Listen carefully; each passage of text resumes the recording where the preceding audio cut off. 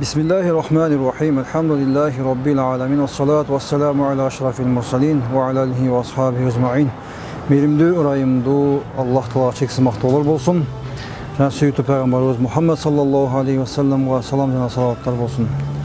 Abu Hurayra rivayet kılan hadiste Peygamberimiz sallallahu aleyhi ve sellem aytat: "İza istayqaza ahadukum min nawmihi fala yaghmis yadahu fil ina'i qabla an yaghsilahuma thalasan. فَاِنَّهُ لَا يَدْرِ اَيْنَ بَاتَتْ يَدُهُ." Kim uykudan turgan bolsa, kolun juubay turup idişke salbasın. Antkeni al tündösü kolu kaya karganı bilbeydi. Siz uykudan turgan kezde, tura kalıp ele kol juubay turup idiş ayakta karmap, tirilikке kirişip ketpеңiz.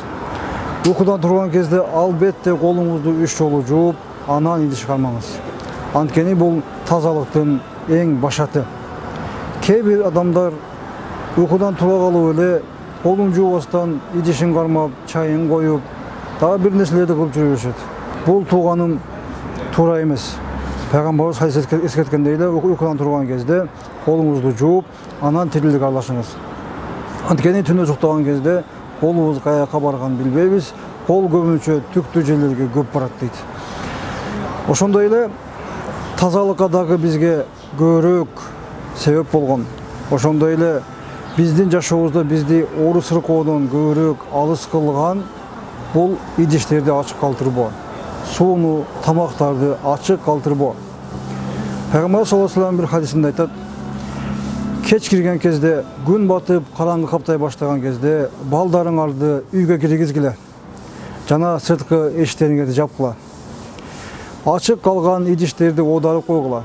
Жана ачык калган идиштердин бетин жаап койгула. Жана ушул иштерди кылаарда бисмилланы айтып кылгыла. Бисмилла деп эшикти жабыңыз, бисмилла деп идишти оодарыңыз, бисмилла деп идиштердин бетин жабыңыз. Мына ошондо Аллахтын аты эскерилген үйгө шайтан кирбейт дейт. Буну эскерткенин себеби күн батып, караңгы каптай баштаган кезде шайтан тарайт жер бетине. Ошондо балдарга зыян жетип калбасын дейт. Эшикти жапкыла, Аллахтын атын эстегиле, бисмилла деп эшикти жапкыла дегени үйгө шайтан кирип кетпесин. Аллахтын аты эскерилген үйгө шайтан эч качан кирбейт. Ошондой эле идиштер ачык калып, ошол ачык калган идиштен тамактанып, ошону колдонгон болсок, анда бизге кандайдыр бир ооруга чалдыгышыбыз мүмкүн. Ошондайынан бир себептер менен ооруп калышыбыз мүмкүн. Себеби ачык калган идишке шайтан аралайт, жана ар кандай жаман нерселер түшүшү мүмкүн. Идишиңиздин ачык калгандыгы жана ошондон тамак, ошол ачык калган тамакты же сууну ичкен болсок, ал бизде динибизде макрух деп аталат. Ал ошондой ар кандай себептүү ооруларга алып келиши мүмкүн. Ал эми ошол иштерди жабып коюштук, жана дайыма жабып таза колдонгондук, бул бизди дайыма тазалыкка жана дайыма бизди ден соолукта болууга үндөйт. Ал эми шайтан аралап кеткендиги ошол ачык, дайыма ачык калып эле, дайыма ошол нерсени пайдаланып, ошол нерсени жеп жүрө берген болсо, бул келечекте биздин шайтан аралаган тамакты жегендигибиз үчүн бизге дагы, балдарыбызга дагы мээримсиз таш боор болуп калуусуна чоң себеп болот.